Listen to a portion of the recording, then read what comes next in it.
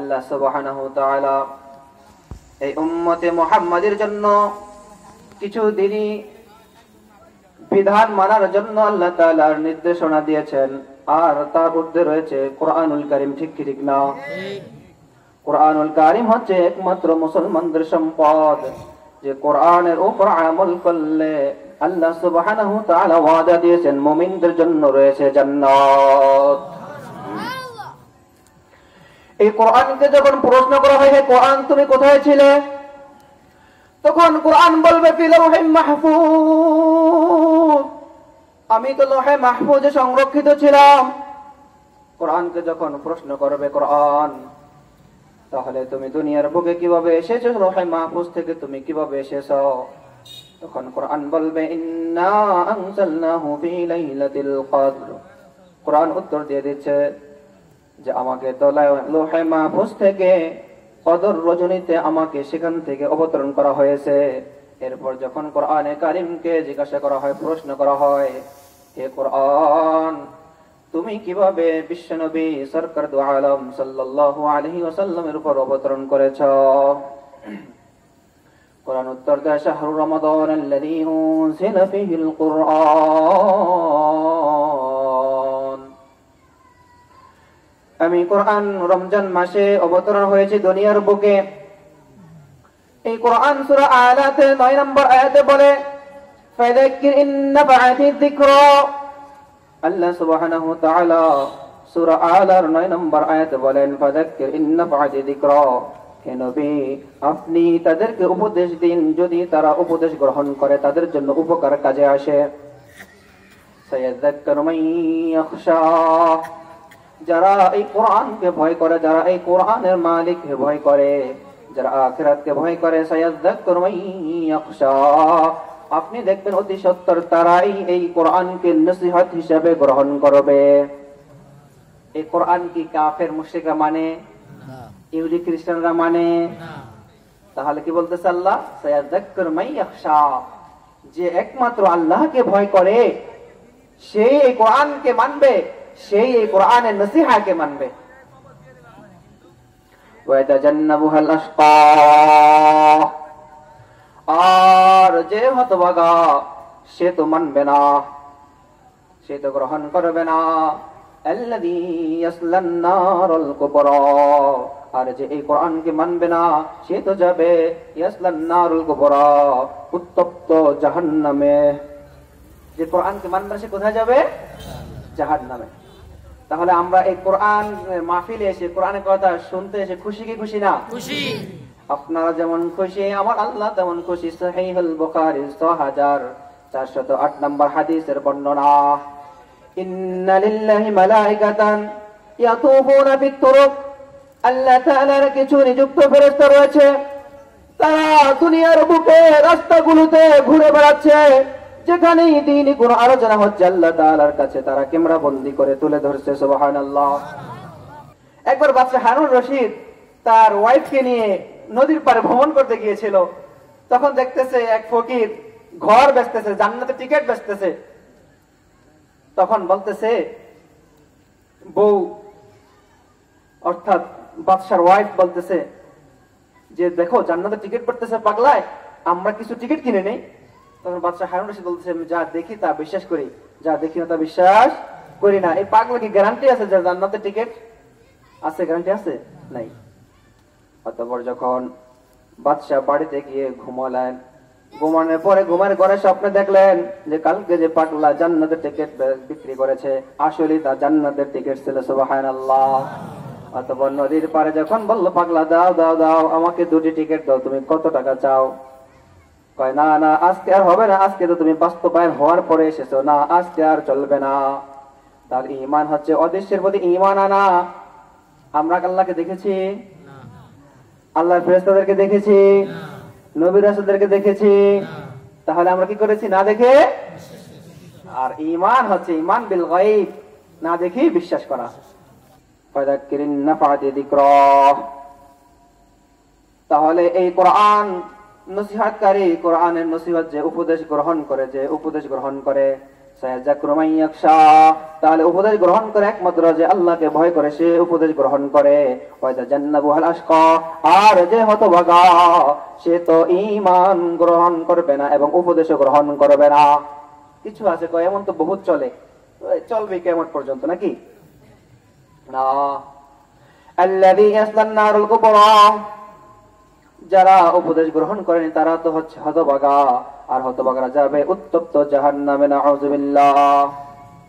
তাহলে এরপরে এই সূরাতে আল্লাহ তাআলা বলছে যে উপদেশ গ্রহণ করে, কে করে? যে আল্লাহকে ভয় করে, তাহলে সে যাবে কোথায়? আল্লাহর জান্নাতে। আর যে উপদেশ গ্রহণ করে না সে হতভাগা, আর হতভাগার দল কোথায় যাবে? জাহান্নামে। তাহলে এতটুকু তো বলছে। এরপরে সূরা গাশিয়া, হাল আতাকা হাদিসুল গাশিয়া, এখানে হাল আতাকা হাদিসুল গাশিয়া, সূরা গাশিয়ার 1 নম্বর আয়াত। আল্লাহ তাআলা নবীকে প্রশ্ন করতেছে, হাল আতাকা হাদিসুল গাশিয়া, হে নবী আপনার কাছে কি কিয়ামতের খবর এসেছে কিনা? আল্লাহ নাজিল করলে, আল্লাহ জানাইলে যে নবী জানতো, ওই নবীকে আল্লাহ স্বয়ং নিজেই প্রশ্ন করতেছে আপনার কাছে কি কিয়ামতের সংবাদ এসেছে? কেমন জানি লাগলো না? এই প্রশ্নটা আরবিতে বলা হয় ইস্তিফহামে তাকরিরি। ইস্তিফহামে তাকরিরি অর্থাৎ গুরুত্ব দেওয়ার জন্য। হ্যাঁ আসছে, মানে আসলে আসছে, এই তাকিদ দেওয়ার জন্য। শুধু আসে নাই, বাস্তব পর্যায়ে আসছে। কিয়ামতের খবর আমার কাছে আসছে। আল্লাহ রাসূল সাল্লাল্লাহু আলাইহি ওয়াসাল্লাম জীবিত দশায় জুমার দিনে সূরা আ'লা এবং গাশিয়া তেলাওয়াত করতেন।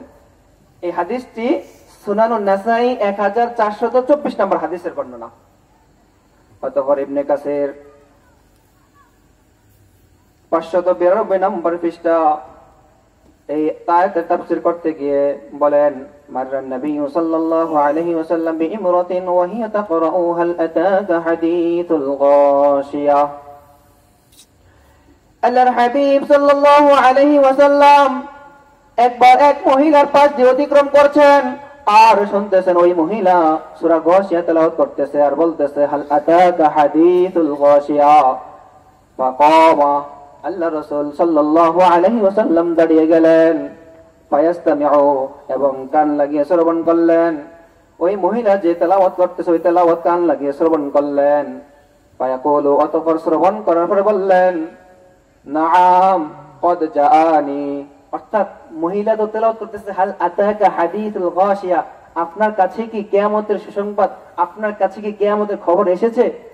ওই মহিলা কোরআন তেলাওয়াত করতেছে, ওই মুহূর্তেই আল্লাহ রাসূল ওই মহিলা পাশ দিয়ে অতিক্রম করতেছে।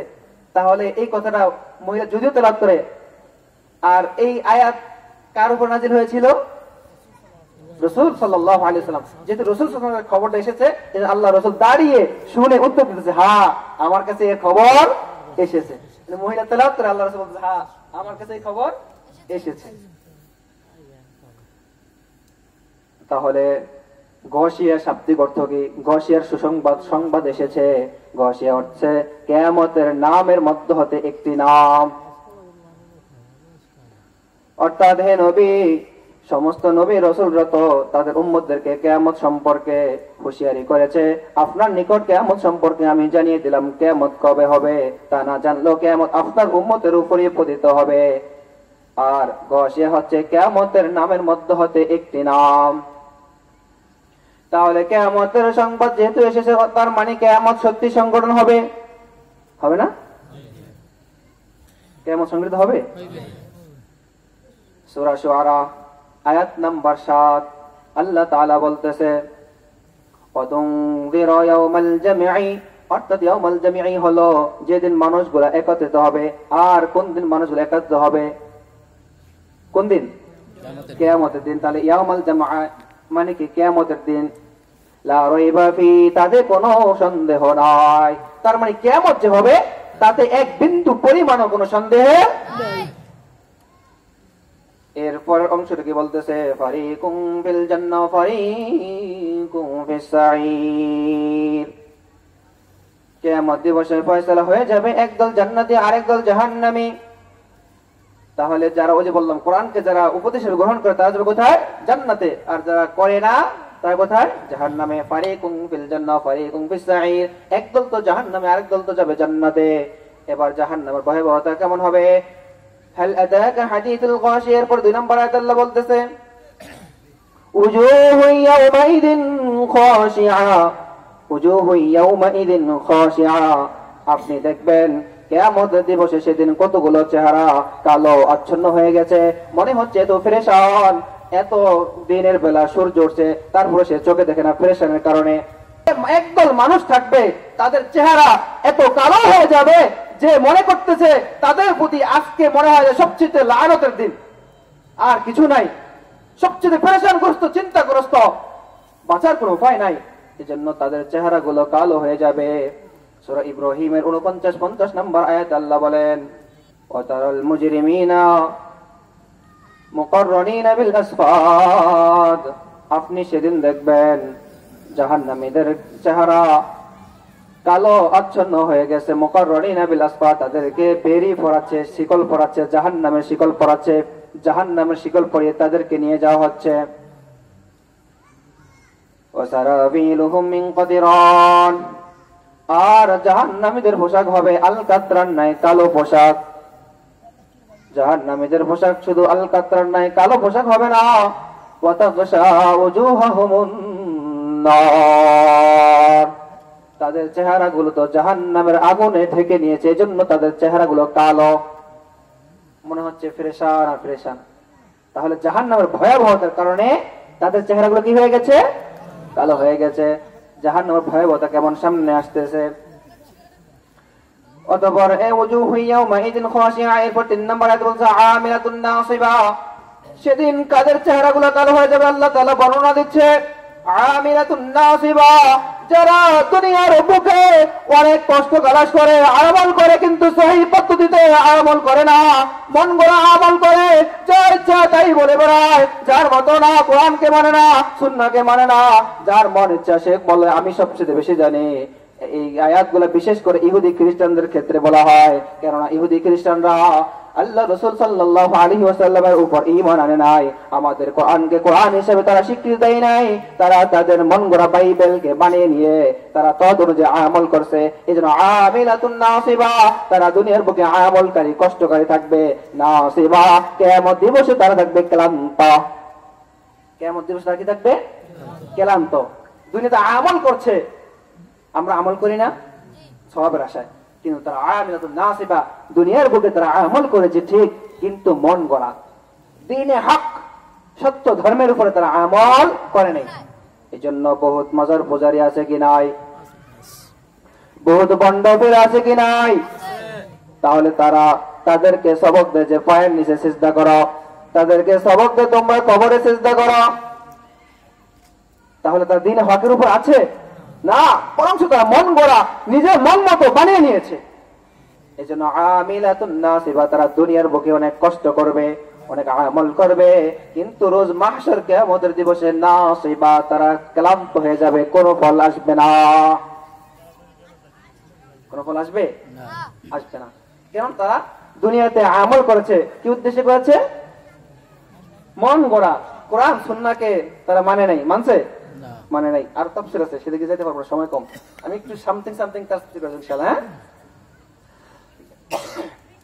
যখন তারা আমিলাতুন নাসিবা ক্লান্ত হয়ে যাবে, তাসলা নারুন হামিয়া যখন তারা ক্লান্ত হয়ে যাবে, শুধু তাই শাস্তি না, না না, শুধু কিয়ামতের দিবসে তারা ঘামের নিচে সাঁতার কাটবে তাই না, শুধু ক্লান্ত হয়ে গেছে তাই না, তাসলা নারুন হামিয়া তাদেরকে উত্তপ্ত জাহান্নামে নিক্ষেপ করা হবে। নাউযুবিল্লাহ। উত্তপ্ত জাহান্নামে তাদেরকে নিক্ষেপ করা হবে। উত্তপ্ত কত উত্তপ্ত জাহান্নাম এই উদাহরণ দিয়েছে যে আমরা দুনিয়ার আগুন যখন 1 মিনিট ধরে রাখতে পারবো, চুলার দ্বারা থাকলে শীতের সময় শরীর গরম হয়ে যায়, এর চেয়ে 70 গুণ বেশি তাপ থাকবে। জাহান্নাম এত উত্তপ্ত গরম থাকবে, তাদেরকে উত্তপ্ত গরমের ভিতরে নিক্ষেপ করা হবে। যখন মানুষের বাড়িতে দুনিয়ার কালচার অনুযায়ী বেড়াতে যায়, তখন তাকে সর্বপ্রথম শরবত দেওয়া হয়, নাস্তা দেওয়া হয়, হয় না? এবার জাহান্নামীদেরকে আল্লাহ তাআলা তুসকা মিন আইনিন আনিয়া তাদেরকে উত্তপ্ত গরম পানি দ্বারা তাদেরকে নাস্তা দেওয়া হবে, শরবত দেওয়া হবে। তুসকা মিন আইনিন আনিয়া উত্তপ্ত গরম, যার আর কোন গরম সীমানে লা ইয়াকুনু ফাওকাহা হাররা, যার উপরে কোনো আর গরম থাকতে পারে না। তাহলে কত গরম! আমরা দুনিয়াতে 37 ডিগ্রি 38 ডিগ্রি তাপ পড়লে ঘামাইতে ঘামাইতে অবস্থা করুণ হয়ে যায়। আর যেই গরমের মরুভূমির গরম তো সহ্য করতেই পারবো না, এর চেয়ে মারাত্মক গরম হবে, সেটা কিভাবে সহ্য করবে? কেমন গরম! তাফসীর কিতাবে এসেছে, লাউ ওয়াকাআত মিনহা আলাল জিবাল লাযাবাত, যদি সেখান থেকে এক ফোঁটা দুনিয়ার পাহাড়ের উপরে রেখে দেওয়া হয়, তাহলে আপনি দেখতে পাবেন যে পাহাড়গুলা সাথে সাথে ধ্বংস হয়ে গেছে, আর বিন্দু পরিমাণও বাকি নাই, এত উত্তপ্ত গরম থাকবে। সেখান থেকে এক ফোঁটা যদি পাহাড়ের উপরে রেখে দেওয়া হয়, তাহলে পাহাড়টি নিজে নিজে গলে যাবে। এমন গরম পানি দিয়ে জাহান্নামীদেরকে শরবত দেওয়া হবে, তখন জাহান্নামীরা কিভাবে সহ্য করবে? সুনান তিরমিজি 2582 নম্বর হাদিসের বর্ণনা। পানি, গরম পানি কেমন হবে? عن أبي هريرة رضي الله تعالى عنه قال قال رسول الله صلى الله عليه وسلم إن الحميم ليصب على رؤوسهم, নিশ্চয়ই গরম পানি জাহান্নামীদের মাথার উপরে ঢেলে দেওয়া হবে। ফায়ানকুলুল হামিম, অতঃপর গরম পানি তার পুরো শরীরে প্রবাহিত হয়ে যাবে। হাত্তা ইয়াখলাসা ইলা জাওফিহি, এমনকি ওই গরম পানি যখন মাথার উপরে ঢেলে দেওয়া হবে, আর ওই গরম পানি তার পেটের ভিতরে চলে যাবে।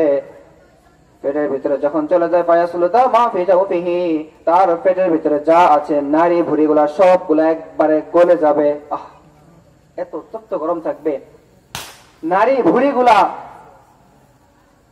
পেটের ভিতর যা আছে সব গলে যাবে। শুধু তাই নয়, নারী ভুঁড়িগুলা গলে যাবে, এই শেষ না, হাত্তা ইয়ামরুকা মিন কদামাইহি, নারী ভুঁড়িগুলা গলে তার পায়ের আঙ্গুলে দিয়ে বের হয়ে যাবে। নাউযুবিল্লাহ। মনে করতে পারেন জাহান্নামীদের শাস্তি এই শেষ না, এরপর অংশ বলে সুম্মা ইউআদু কামা কান, সে শুরুতে যেমন ছিল আবার তাকে ঠিক করে দেওয়া হবে। গলে গেছে, নারীগুলো বের হয়ে গেছে, আর কিছু আছে? মনে হয় যে শাস্তি শেষ না, আবার পুনরায় তাকে নারী ভুঁড়ি দেওয়া হবে, পুনরায় ফিরে দেওয়া হবে। যখন তুসকা মিন আইনিন আনিয়া, এই গরম পানি দিয়ে তাদেরকে শরবত দেওয়া হবে। আন আবি সাঈদ আল খুদরি রাদিয়াল্লাহু তাআলা আনহু আনিন নবী সাল্লাল্লাহু আলাইহি ওয়াসাল্লাম قال في آياته كالمهل, আল্লাহ তাআলা বলেছেন, ইন্না শাজারাতাজ যাকুম তুআমুল আতীম কালমুহলি, নিশ্চয়ই যাকুম গাছ হবে জাহান্নামীদের খাবার, আর এটা হবে কালমুহলি। কালমুহলি কেমন হবে? আল্লাহ তাআলা আল্লাহর হাবিব সাল্লাল্লাহু আলাইহি ওয়াসাল্লাম উদাহরণ দিতে গিয়ে বলেন, কাআকরি যাইদ ফাইদা কুররিবা ইলা ওয়াজহিহি, কাআকরি যাইদ, আপনারা তেল চিনেন কিনা? তেল বা তৈল যেটা বলেন, তেলের নিচে গাদ জমে, কাআকরি যাইদ, তেলের গাদের মতো। আর এত উত্তপ্ত গরম হবে, ফাইদা কুররিবা ইলা ওয়াজহিহি, যখন তার চেহারার নিকটে নিয়ে যাওয়া হয় চুমুক দেওয়ার জন্য, সাকাতাত বারওয়াতু ওয়াজহি ফি, যখন জাহান্নামীর চেহারার কাছে গরম পানির পেয়ালাটা নিয়ে যাওয়া হবে, আর গরম পানিটা কেমন হবে? কাআকরি যাইদ, তেলের গাদের মতো, যেটা দেখা যায় না তো কালো, এই পানিটা এত গরম থাকবে। যখন তার চেহারার কাছে নিয়ে যাওয়া হবে, সাকাতাত বারওয়াতু ওয়াজহি ফিহি, তার চেহারার মাংসগুলো, চামড়াগুলো ওই গরম উত্তপ্ত সহ্য করতে না পেরে গলে গলে ওই পেয়ালার ভিতরে পড়ে যাবে। নাউযুবিল্লাহ। এক বিন্দু পরিমাণও সহ্য করা যাবে না, যাবে? এই দুনিয়ার গরম, এত কিছু, এত ফ্যান এসি, তারপরও ঘামায়। যখন জাহান্নামীদের এমন অবস্থা হবে, সহ্য করার মতো না। আল্লাহ তাআলা আমাদের সকলকে জাহান্নাম থেকে হেফাজত করুন। আল্লাহ তাআলা আয়াতে বলেন, লাইসা লাহুম তুআমুন ইল্লা মিন দরির, তাদেরকে তো শরবত দেওয়া হবে। তাদের জন্য এবার দুনিয়ার রীতিনীতি অনুযায়ী নাস্তা দেওয়া হয়, শরবতের পরে নাস্তা দেওয়া হয় না? এবার তাদেরকে কি দিবে? আল্লাহ বলতেছে, লাইসা লাহুম তুআমুন ইল্লা মিন দরির, তাদের জন্য রয়েছে দরি নামক খাবার, অন্য কোনো খাবার না। জাহান্নামীদের জন্য রয়েছে কি খাবার? দরি নামক খাবার। আর দরি এটা আরবি শব্দ। ইমাম বুখারী আলাইহি রহমান তিনি লিখেছেন যে ঘাস যখন তরুতাজা থাকে এর নাম হচ্ছে আরবিতে শিব্রিক। এটা যখন শুকিয়ে যায় এর নাম হচ্ছে দরি। তো মরুভূমিতে সৌদি আরবে যেখানে কোরআন অবতরণ করা হয়েছে সেখানে এই দড়ি বলা হয়। উটে এক প্রকার খাবার খায় কাঁটাযুক্ত, যারা সৌদি আরবে গিয়েছেন তারা জানেন উটে কি খাবার খায়, কাঁটাযুক্ত একটি ফল আছে, কাঁটাযুক্ত একটি ফল আছে, এর নাম হচ্ছে দড়ি। এর নাম কি? দড়ি। তো যখন এই আয়াত আল্লাহ সুবহান তাআলা অবতরণ করলেন তখন কাফের মুশরিকরা ঠাট্টা করে বললেন যে আমাদের মরুভূমির উটগুলো তো এই দড়ি নামক খাবার কি এটা মোটা তাজা। ও কাফের সম্পদে তোমরা শুনে রাখো, তোমরা মনে করতেছ যে দড়ি নামক খাবার দিয়ে তোমাদের উটগুলো যেমন মোটা তাজা হয় তোমরাও এমন মোটা তাজা হবা না। না, লা ইউসমিনু, কোন মোটা তাজা হবে না, ওয়ালা ইউগনি মিন জুউ, ক্ষুধাও নিবারণ হবে না। সাধারণত মানুষ কয় কারণে খাবার খায়? দুই কারণে। কয় কারণে? একটা হচ্ছে শরীর স্বাস্থ্য ভালো হবে, শক্তি বৃদ্ধি পাবে এবং ক্ষুধা। কিছু খাবার আছে শক্তি মোটা তাজা না হলেও ক্ষুধা নিবারণ হয় কি হয় না? তাহলে দু কারণে খাবার খাওয়া হয়, একটা হচ্ছে ক্ষুধা নিবারণ, আর একটা হচ্ছে একটু সুস্বাস্থ্য হওয়া। তাহলে দড়ি নামক যে খাবার আছে, কাফের মুশরিকরা যে ধারণা করেছে যে দড়ি নামক খাবার খেয়ে আমাদের উটগুলো এত মোটা তাজা, তাহলে জাহান্নাম আমাদেরকে এগুলো দিলেই হবে। এর প্রেক্ষিতে আল্লাহ বলছে না না, যে খাবার আছে এই খাবার দ্বারা মোটা তাজা হওয়া যায় না, ক্ষুধা নিবারণও হয় না। ইমাম তিরমিজি আলাইহির রাহমা হাদিস নকল করেন, 2586 নম্বর হাদিসের বর্ণনা।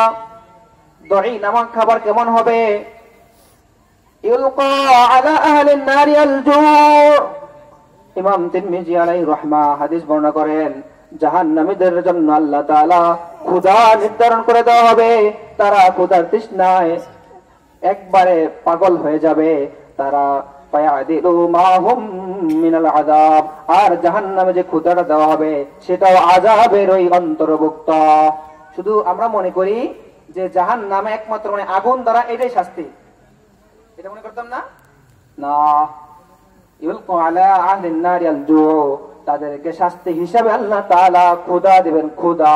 ফাস্তাগীথুনা, সুতরাং যখন তাদেরকে ক্ষুধা দেওয়া হবে তারা ক্ষুধার যন্ত্রণা সহ্য করতে পারবে না। একদিন নয়, 2 দিন নয়, 3 দিন নয়, 4 দিন নয়, দুনিয়ার সিস্টেম অনুযায়ী 1 থেকে 2-3 দিন ক্ষুধার তাড়না সহ্য করা যায় না। আর জাহান্নামীদেরকে যখন এত ক্ষুধা দিবে যে তারা বেতৃষ্ণা হয়ে পড়বে, আর সহ্য করার মতো না। ফাস্তাগীথুনা, আল্লাহ তাআলার কাছে তারা খাবার চাইবে, খাবার দাও, খাবার দাও। যখন তারা খাবার চাইবে ফায়ুগাতুনা বিতুআমিন যী মিন দরি, তখন তাদেরকে এই দড়ি নামক খাবার দ্বারা সাহায্য করা হবে। তার আবার সাহায্য চাই, সাহায্য চাই। আল্লাহ তাআলা ফায়ুগাতুনা বিতুআমিন যী কিসসা, এবং আল্লাহ তাআলা এরপর তাদেরকে কাঁটা যুক্ত এমন একটি খাবার যেটি নিচেও নামবে না এবং উপরে উঠবে না, যে খাবারটা গলায় আটকে যায়, তাদেরকে ফায়ুগাতুনা বিতুআমিন যী কিসসা, তাদেরকে এমন একটি খাবার দিবে যেটি গলায় আটকে যায়। অতঃপর তারা ক্ষুধার তৃষ্ণায় ওই খাবারটা জানার পরেও যে এটা গলায় আটকাবে, তারপর আবার চুমুক দিয়ে খেয়ে ফেলবে। এবার খাওয়ার পরে লেখছে এমন খাবার যে খাবারটা ভিতরে যাবে না, যে খাবারটা মুখ দিয়েও বের হবে না। জাহান্নামবাসীরা এবার তাদের করুণা, তারা স্মরণ করবে আমরা তো দুনিয়ার বুকে যখন আমাদের গলায় কিছু আটকাতো আমরা পানি খাইতাম। এবার তারা পানি চাই, পানি চাই, পানি চাই, পানি দিয়ে সাহায্য করুন। এভাবে তারা চিল্লাতে থাকবে। যখন তাদেরকে পানি দ্বারা সাহায্য করা হবে তাদেরকে এমন পানি দেওয়া হবে বিকালালি বিল হাদিদ। জাহান্নামবাসী দ্বারা যখন গলায় আটকে যাবে এরপর তারা পানি চাই, পানি চাই করে চিল্লাইবে আমার দয়াময় আল্লাহ। তাদেরকে শাস্তি হিসাবে বিকালালি বিল হাদিদ, ফায়গাতুনা বিশরাব বিকালালি বিল হাদিদ, এরপর কাঁটাযুক্ত তাদের নিকট পানি নিয়ে যাওয়া হবে। তারা তৃষ্ণা হয়ে যেহেতু গলায় আটকে আছে উপরে ওঠে না, নিচেও যায় না, এই জন্য তারা ওইটা দেখার পরও চুমুক দিয়ে খেয়ে ফেলবে। এবার তো আরো কোন অবস্থা, যখন জাহান্নামীরা এই কাঁটাযুক্ত খাবারটা চুমুক দেবে, চুমুক দেওয়ার সাথে সাথে গলায়, নাকে, মুখে, বুকে সব জায়গায় কাঁটাগুলো বেরিয়ে যাবে।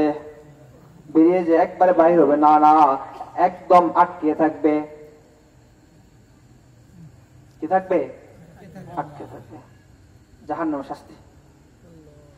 আবার তারা ফাস্তাগীথুনা, আল্লাহর কাছে তারা সাহায্য চাইবে। আরেক দল বলবে জাহান্নামের দারোয়ানকে ডাকো। কাকে? জাহান্নামের দারোয়ানকে ডাকো। অতঃপর যখন জাহান্নামের দারোয়ানকে ডাকবে, জাহান্নামের দারোয়ান বলবে আলাম তা'তিকুম রাসূলুকুম, তোমাদের কাছে কোনো রাসূল আসে নাই, প্রতিনিধি আসে নাই? তারা বলবে হ্যাঁ, আমাদের কাছে আল্লাহ রাসূল এসেছে, প্রতিনিধি এসেছে, কিন্তু আমাদের কপাল পোড়া, আমরা তো মানি নাই, আমরা দেমাগ দিয়ে ফিরে গেছি, আমরা কথা শুনিনি, আমরা উঠে গেছি। এরপর তখন জাহান্নামের দারোয়ান বলবে তোরা থাক, জাহান্নামের ভিতরে পড়ে থাক, আমাকে ডেকে তো কোনো লাভ নাই। এরপর তারা ডাকবে জাহান্নামের আরেকজন দারোয়ান আছে, মালিক। কি নাম? মালিক। এবার বলবে মালিককে ডাকো। তখন বলবে ইয়া মালিক, ইয়া মালিক। এভাবে মালিককে ডাকতে ডাকতে তাদের অবস্থা এত করুণ হবে। ইমাম আহমদ রাহিমাহুল্লাহ বলেন তাদের ডাকা আর মালিক ফেরেশতার উত্তর দেওয়ার মাঝে 1000 বছরের পার্থক্য হবে। মালিক কি দিবে? তাদের উত্তরে, তাদের প্রশ্নে সাড়া দিবে। তাকে জিজ্ঞাসা করা হবে এবার, হে নাফরমানরা বল, তোদের কি হয়েছে বল। তখন তারা বলবে আমাদেরকে সাহায্য করুন। তখন মালিক রাগ হয়ে বলবে না না, তোরা সেখানেই থাক। এরপরে তারা আশাহত হয়ে এবার বলবে না, আমাদেরকে যিনি সৃষ্টি করেছেন এবার তার কাছে সাহায্য চাও। আমাদেরকে সৃষ্টি করেছেন কে? আল্লাহ। অথবা তারা যখন আল্লাহকে ডাকবে, এবার আল্লাহ তাআলা রাগান্বিত হয়ে বলবে তোরা নাফরমান বান্দা, তোরা দুনিয়ার বুকে আমার কথা শুনোস নাই, এবার তোরা জাহান্নামের ভিতরে পচে গলে থাক। নাউযুবিল্লাহ। জাহান্নামের শাস্তি হিসাবে তাদেরকে দেওয়া হবে যাক্কুম। عن عبد الله بن حارث بن جزء رضي الله تعالى عنه قال قال رسول الله صلى الله عليه وسلم اتقوا الله حق تقاته ولا تموتن إلا وأنتم مسلمون। আল্লাহর হাবিব সাল্লাল্লাহু আলাইহি ওয়াসাল্লাম তেলাওয়াত করতেছে ইত্তাকুল্লাহ, তোমরা আল্লাহকে ভয় করো, হাক্ক তুকাতিহি, ভয় করার মতো। তোমরা আল্লাহকে ভয় করো ভয় করার মতো। ওয়ালা তামুতুন্না ইল্লা ওয়া আনতুম মুসলিমুন, আর তোমরা মুসলমান হওয়া ছাড়া মৃত্যুবরণ করিও না। এখন কেউ আমরা তো মুসলমান, আমি দাবি করলাম মুসলমান, যদি কাজে না হয় তাহলে কি মুসলমান হব? হয়তো আমার দাবি ঠিক আছে, কিন্তু আমি তো আমার কাজে। এই জন্য আল্লাহ তাআলার কাছে কাজ হলো মুসলমান, নাম হলো যে কাজে পরিণত করে সে হচ্ছে মুসলমান। আল্লাহ বলতে লা তামুতুন্না ইল্লা ওয়া আনতুম মুসলিমুন, তোমরা মুসলমান হওয়া ছাড়া মৃত্যুবরণ করিও না। আর হাক্ক তুকাতিহি, যে আল্লাহ তাআলাকে যত সম্ভব ভয় করো, যেখানে আছো তুমি সেখানেই ভয় করো। হাক্ক তুকাতিহি, প্রকৃত ভয়, এমন না মানুষের সামনে ভয় করেছে গোপনে না। না না, তুমি যদি খাতার নিচে গুনাহ করো, কম্বলের নিচে গুনাহ করো, লেপের নিচে গুনাহ করো, পানির নিচে গুনাহ করো, তাও আল্লাহ সুবহানাহু তাআলা দেখছে নাকি? এজন্য তুমি হাক্ক তুকাতিহি, তুমি যে অবস্থায় আছো না কেন সেই অবস্থায় আল্লাহকে ভয় করো। যে অবস্থায় আছো সেই অবস্থায় আল্লাহকে ভয় করো, এটাই হচ্ছে হাক্ক তুকাতিহি। এরপরে আল্লাহ রাসূল বলতেছে ইন্না লাউ কাতরাতাত মিনাজ যাকুম আলা আহলি দুনিয়া লা আফসাদাত আলা আলাইহিম মাআইশাহুম, যদি যাকুম থেকে এক ফোঁটা দুনিয়ার বুকে পড়তো লা আফসাদাত মাআইশাহুম, তাহলে দুনিয়ার বাসীদের জন্য সমস্ত দুনিয়া ধ্বংস হয়ে যেত, বসবাস করার সুযোগ থাকতো না। যদি যাকুমের এক ফোঁটা দুনিয়াতে দেওয়া হতো তাহলে দুনিয়াবাসী আর দুনিয়াতে বসবাস করতে পারতো। এবার চিন্তা করেন কেমন হবে। আল্লাহ হাবিব নিজেই প্রেশার হয়ে বলতেছে কামাই বিমাইয়া কুনু তুআমা, তাহলে কাইফা বিমাইয়া কুনু তুআমাহু, তাহলে যার জন্য এটি খাবার হবে তার কি অবস্থা হবে? তাহলে যার জন্য এটি খাবার হবে তার কি অবস্থা হবে? তাহলে আমরা জাহান্নাম থেকে মুক্তি চাইব ইনশাআল্লাহ। আল্লাহ হাবিব সাল্লাল্লাহু আলাইহি ওয়াসাল্লাম ইরশাদ করেন ইন্না বিন-নারি হাইয়াত কামসালিল বুখত, নিশ্চয় জাহান্নামের ভিতরে কত সাপ হবে, এক একটি সাপ হবে বখতি উটের মতো মোটা মোটা বড় বড়। এত বড় সাপ দেখছেন কেউ? আমরা সাধারণত কিছুতে ভিডিওতে দেখি যে বিশাল বড় অজগর, এত কিন্তু উটের মতো মোটা, উটের মতো বড় এত সাপ দেখছেন কিনা? জাহান্নামের এক একটি সাপ হবে বুকটি উটের মতো মোটা। কে বলতেছে? আল্লাহ হাবিব সাল্লাল্লাহু আলাইহি ওয়াসাল্লাম। যখন এই হাতটি তেলসাউ ইহদাহুন্নাল সাআতা ফায়াজিদু হামওয়াতাহা 40 খরিফা, এর মধ্যে হতে একটি সাপ যখন তাকে ধ্বংসন করবে, তখন এই ধ্বংসনের আঘাত তার 40 বছর পর্যন্ত উপলব্ধি হতে থাকবে। উজুহু ইয়াউমাইযিন নাঈমা, ওই যে কিয়ামত দিবস কিছু চেহারা কালো থাকবে আর কিছু চেহারা খুশিতে উৎফুল্ল থাকবে। উজুহু ইয়াউমাইযিন নাঈমা, নিয়ামত পায়া তারা হাসি খুশি চেহারা থাকবে।